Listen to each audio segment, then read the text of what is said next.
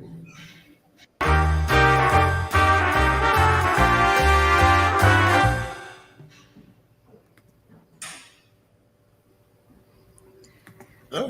Good afternoon, everyone, and welcome to episode 16 of Espresso Cafe.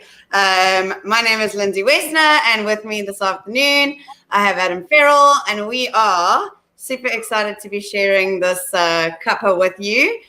In case this is your first time you're tuning in, we are, I am from Purple ZA, and we're about putting purpose and people at the heart of teacher education. And I am absolutely thrilled to be chatting to an incredibly inspiring teacher, Adam, this afternoon. So thank you so much for taking the time to join us on what has been one of those crazy teacher days I hear with 6:30 a.m. all the way through to now. So I'd love to hear from you, Adam. Why is it that you're a teacher in the first place? What inspired you to become a teacher? Hi, Lindsay. So thank you again for having me on your show. I feel honored. I think it's just such a privilege to be here and to be talking to someone of your caliber. So teaching, I think, why most people get into teaching is they get into teaching to change lives, to change the world. We've got these preconceived notions, especially as young people, that I could really make a difference in the world. And as you get older, I think that tends to, you tend to question that. But in fact, I studied journalism originally. And as a journalist, I wanted to write articles that would persuade or influence or, just really impact people. And then it kind of progressed from saying, well, people might not even read my articles, or if they read my article, they'll just put it down and, I write what the editor wants me to write. And so I thought, how do I really leave a marked impact on people's lives? Yeah. Of course, teaching. Of course. So I'm guessing then that some of that has kind of informed your philosophy about why you teach and your sort of approach to teaching, because quite clearly it's not exactly by the book. Let's put it that way. So yeah, what is it that kind of informs how you think about your role as a teacher? Yeah, so I've always been quite inquisitive, and I've always believed in kind of autodidactic learning and just looking at just an environment where learning is natural and should be allowed to be natural and that sort of thing. So from that perspective, that really did inform my approach to teaching and looking and going, kids are learning automatically. There's nothing that I'm going to do that's necessarily going to determine whether they learn or not. It's just how they learn and what they learn and what they're exposed to. And through that journey, I've looked at teaching as more of like a guide. You guide students on this path, and you guide them in this direction of discovery. When I first started teaching, I had this thing called Space Fridays. It was at a little government school. And it started, having conversations about space. And it was quite, I've always been an English teacher, but it was quite science orientated. And then from the sort of sciencey part of the conversation, the sun, how long does it take light to travel from the sun to Earth? It's 8 minutes. And kids were mind blown by this. And I thought, wow, this is a cool kind of way to just intrigue and interest kids. And then it became something. It wasn't just about space, like as in outer space. It was about a space where they could be inquisitive and bring questions and ideas and thoughts and perspectives of their own to the classroom, and it just opened up their little space. And I've got this little guy, Keanu, in one of my classes. He was so fascinated by all of this sort of stuff, and we got into filmmaking in the one conversation, and he landed up actually becoming a film director. And he's currently studying in the States, which is cool. I love that. I think that's so what it's about. It's really, I always talk about helping children find what grates their carrots, the thing that really gets under their skin and connecting them to that. And I also really love the idea that through things like project-based learning, we can really connect we can connect students to real world problems. And I mean, I first heard about what you were doing in your classroom when you were doing the PBL unit about feeding the homeless. What was the driving question? So the driving question was, could we feed the homeless in the city bowl? And then we had to narrow it down a little bit. So because you couldn't just have it as an indefinite project. So we said, well, could we feed every homeless person in the city bowl in Cape Town one meal once? Wow. So okay. that was So plan. actually, the PBL unit that Adam's talking about is featured on our ZAEG Stories site. You'll find it linked in the description at the bottom as well as there. So if you want to hop over there and have a look and scroll around and have a look and see while Adam is talking about it. I really think it was such a fantastic PBL unit and really relevant. Can you tell us a little bit about kind of how you structured it? Was it linked to any curricula in any way? What were you trying to achieve with that project really, or that project-based learning unit? Yeah, so the first element that kind of brought it as a concept to sort of my attention as such would be the United Nations Sustainable Development Goals. And, I think it's the second one, zero hunger. And I thought, well, wow, that's really relevant to lots of people globally, but who do we have access to in our community that this could be relevant to? And that spoke to the homeless population. So another kind of driving force behind this was the idea that we can teach kids to be scientists and mathematicians, and we can teach them to become entrepreneurs. But you've had many people in history who are these amazing scientists, mathematicians, entrepreneurs who have no empathy for other people.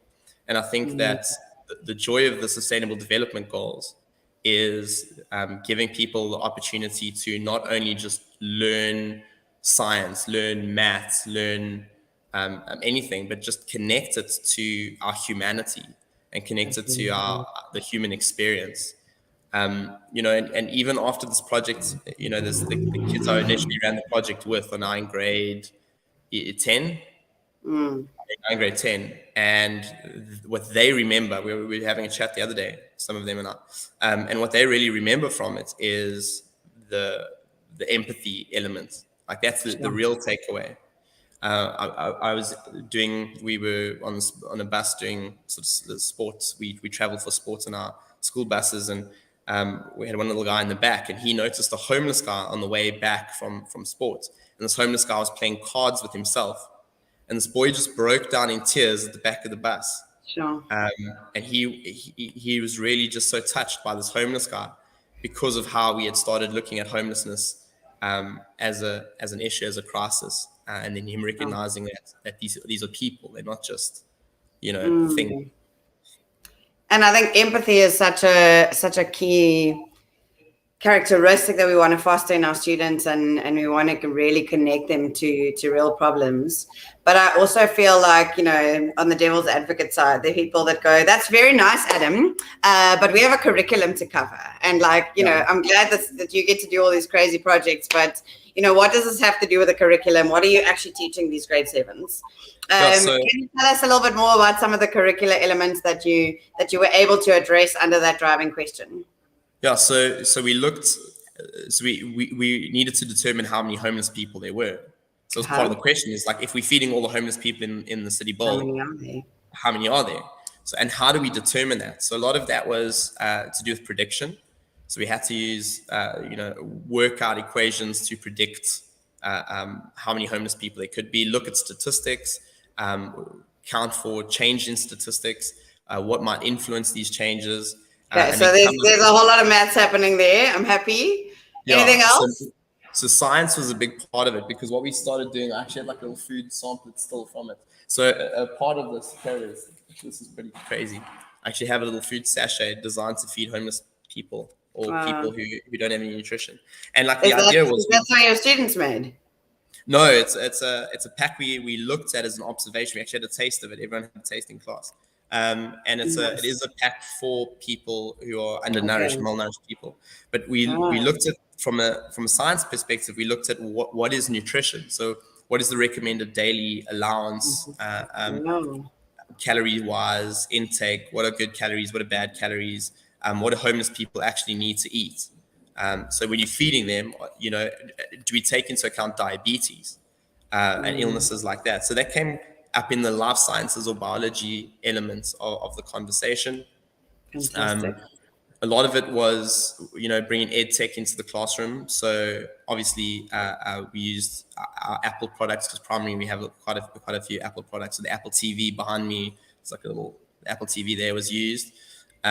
We used our iPads, and then we used the Google Suite as well. We used the Google Forms, and then in all of this, there's a lot of language. So in terms of presentation, in terms of communicating with role players, in terms of interviewing homeless people. So we went to a soup kitchen and we actually interviewed homeless people with a form that the students had made to collect not only some more mathematical data, but also to kind of break down and determine like why they're homeless without being insensitive to that.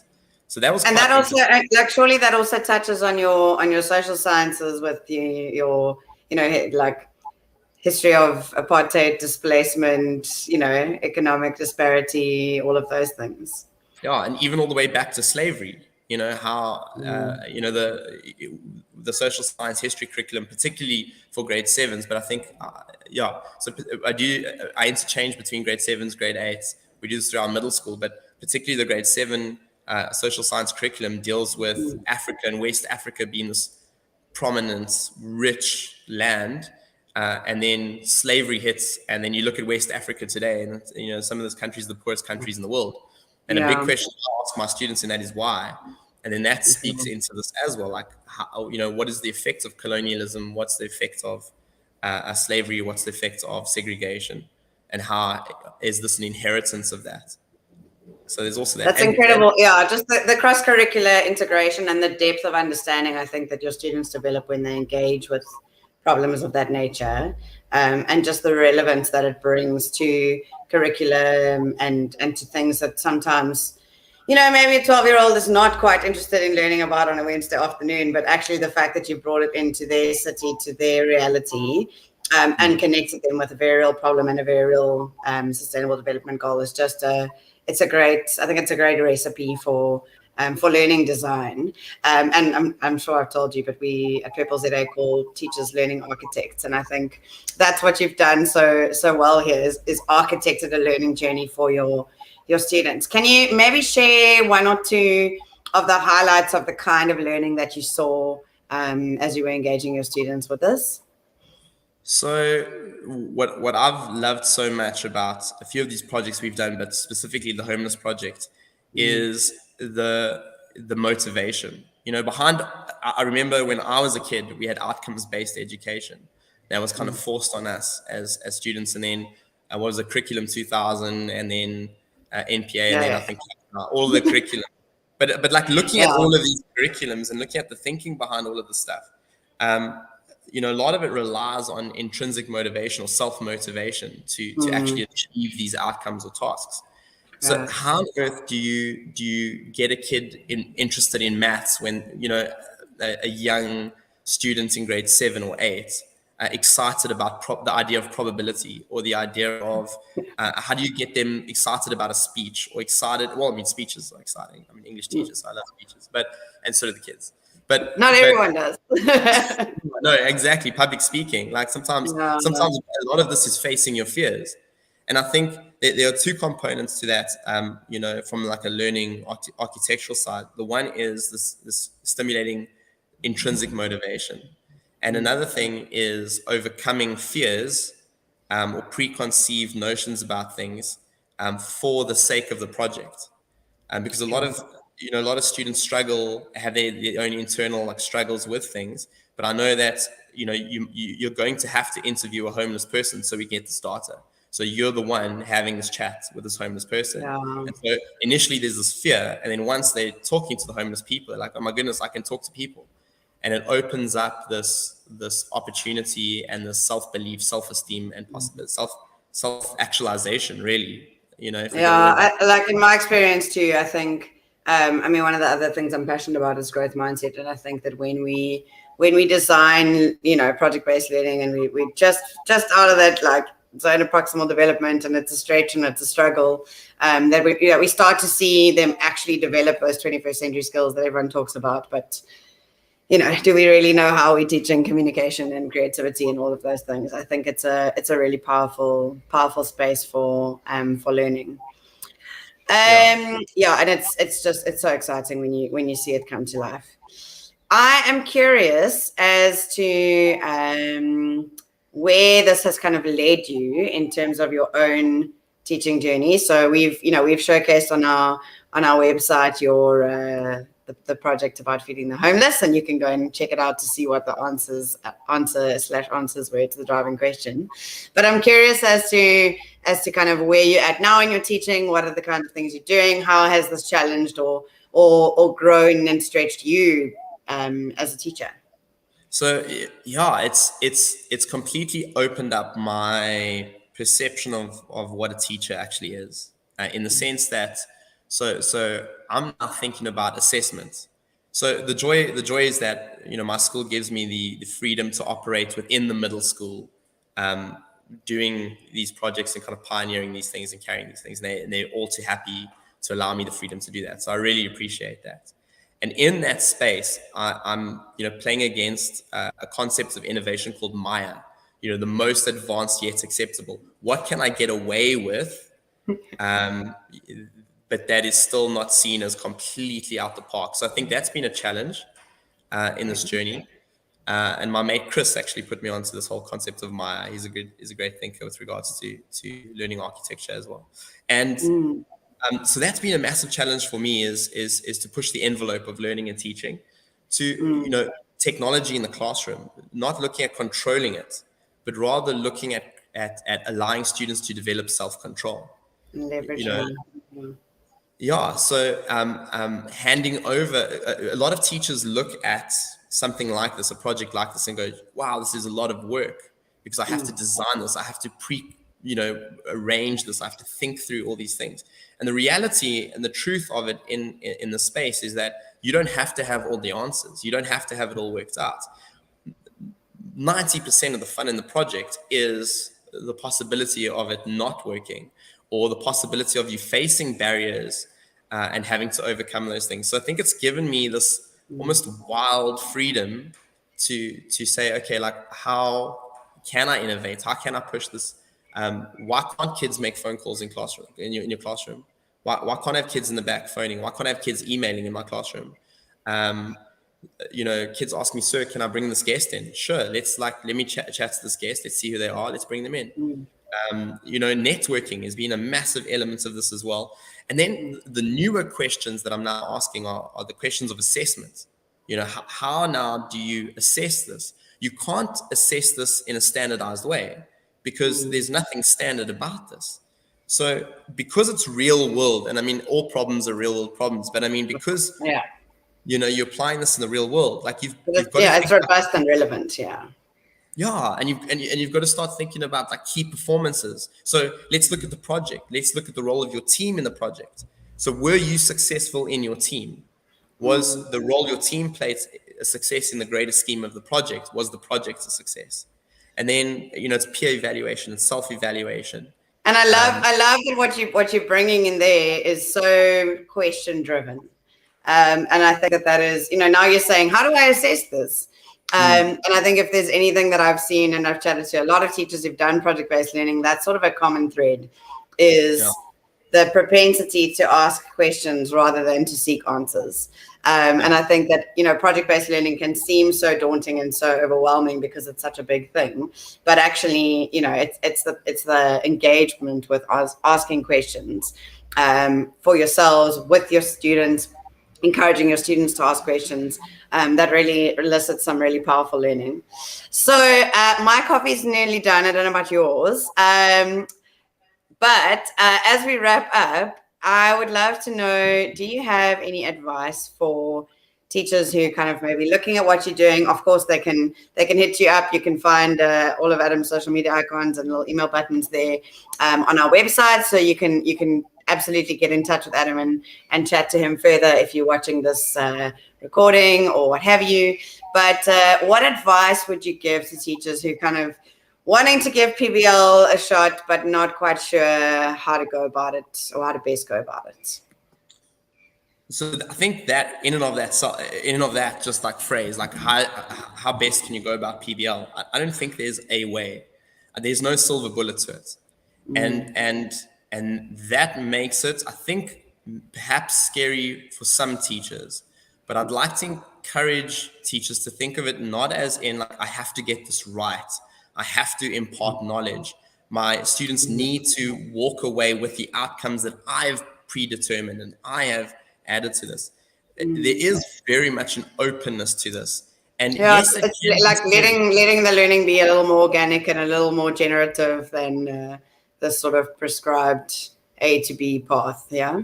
Yeah, exactly. And, I still carry on as an English teacher. I'm still teaching literature on the side and still teaching language. So I'm still doing my best practice teaching, within the framework of my subject. But looking at the PBL and exploring and expanding on this and playing around with this and getting my colleagues involved and encouraging them to join in, it's a fun way to relook at teaching. It's a fun way to explore something new, something different, and it doesn't have to work. It doesn't have to be perfect. It's not. I love the fact that you mentioned fun, because I do think there's something inside teachers that's like, have I got it right? And every time I do cross-curricular learning design workshops, they're like, Lindsay, is this right? And my questions are, is learning happening? Are you having fun? Is there growth, and does it matter? Like those are kind of the guiding questions that I'm hearing from you, that you're actually just subconsciously kind of asking yourself when you're thinking about learning design, rather than have I covered this? Is this assessed?